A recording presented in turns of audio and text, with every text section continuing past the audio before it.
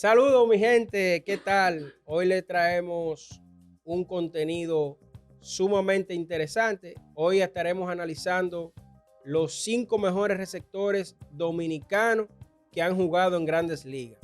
Tomaremos en cuenta tanto su defensa como su ofensiva y la forma de cómo llevaban el picheo. Vamos allá. Percio, ¿qué tenemos para hoy?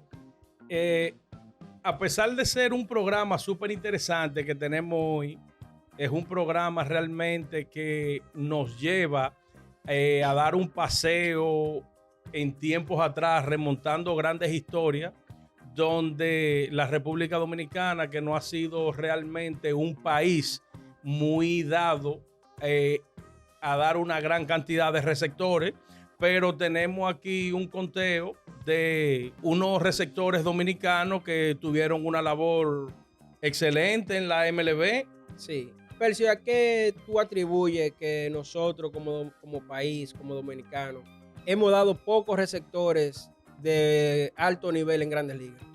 No he hecho ese análisis tan profundo, pero yo siento que República Dominicana hay mucho material, pero a veces jugamos de una forma tosca, en el sentido que nos enfocamos más en batear, en aparar, en correr, y ser receptor requiere un poquito más que eso, porque el receptor es quien lleva el juego. O sea, hay que tener una visión un poquito más profunda. Con eso no estoy diciendo que los jugadores de aquí sean brutos.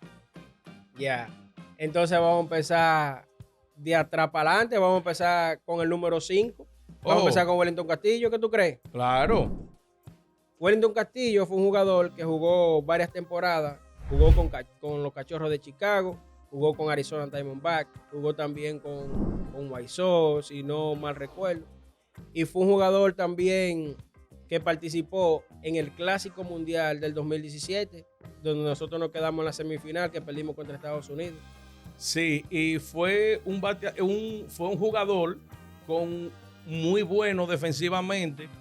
Eh, Tuvo un promedio prácticamente normal para los queches de 2.54 con 98 jonrones conectados, que fue lo que en un año hubo. Él dio más de 20. Hubo un año, si mal no recuerdo, creo que fue en el 2017, conectó 20 cuadrangulares. Sí. Y realmente después de ese año vino la debacle como jugador.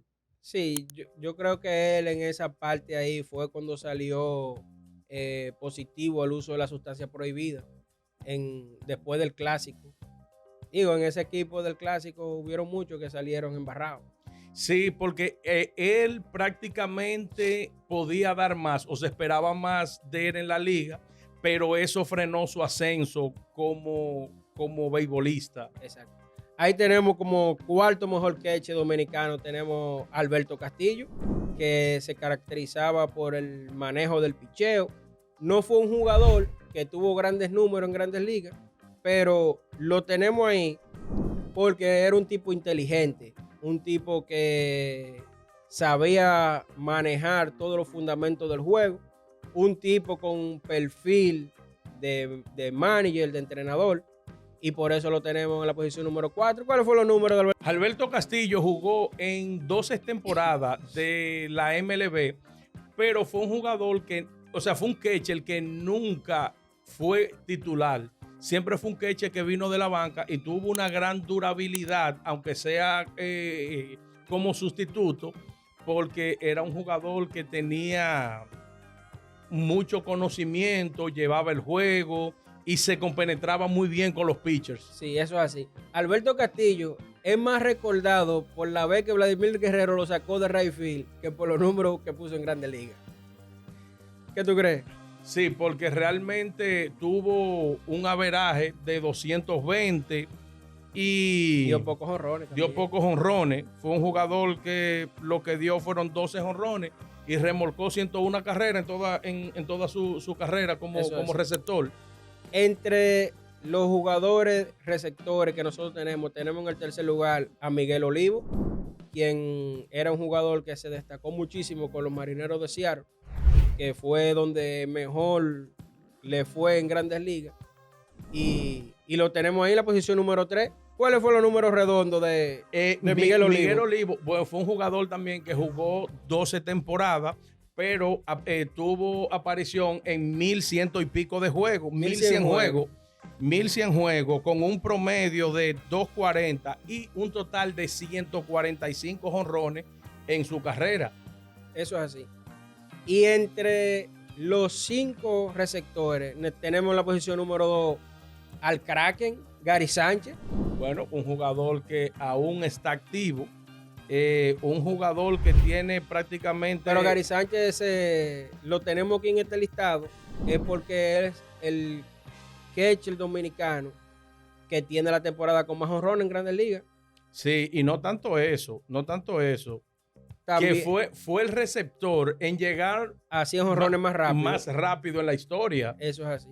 Que yo pensaba que la carrera de él, tanto ofensiva como defensiva, iba a ser más productiva en la MLB. Lo que pasa es que Gary Sánchez, él tiene buen brazo. El brazo de Gary Sánchez es un cañón, pero era malo, o es malo llevando el picheo. También da un blanco demasiado grande, porque Gary Sánchez es un tipo alto para receptor. Entonces, los pitchers con lo regular, cuando tiene un receptor alto, se quedan altos los picheos y lo matan, le dan muchos jonrones. Y Gary Sánchez también, cuando los Yankees llegaban a playoff, Gary Sánchez llegó a hacer un par de baseball ahí que le costaron varios juegos. Incluso cuando Gerrit Cole le tocaba pichar con los Yankees, no quería Gary Sánchez estar en el plato. Ahora, se quedó un poco rezagado porque las lesiones también ha ido mermando un poco su carrera. Cuando Gary Sánchez subió con los Yankees, dio 20 jonrones en un ratito. También ostenta el récord para un receptor de los Yankees, con 34 jonrones en una temporada. Y en el puesto número 1, Percio, como mejor receptor dominicano, tenemos a nada más y a nada menos que a Tony Peña. Un hombre que inició su carrera en la Grandes Ligas en el 1980 hasta el 1997. O sea, tuvo un promedio de 17 años. Tuvo un promedio de 17 años en las Grandes Ligas, con casi 2,000 juegos en su carrera, y acumuló un promedio de 260 en averaje, 107 jonrones y 708 impulsadas. Sí, también él tuvo 5 juegos de estrella y 4 guantes de oro. Además, su mejor temporada, y él salió a relucir como un receptor fuerte, era con los Piratas. Y también es recordado por aquel engaño cuando en Cleveland, que le hizo así al pitcher con 3-2 y se puso en medio también.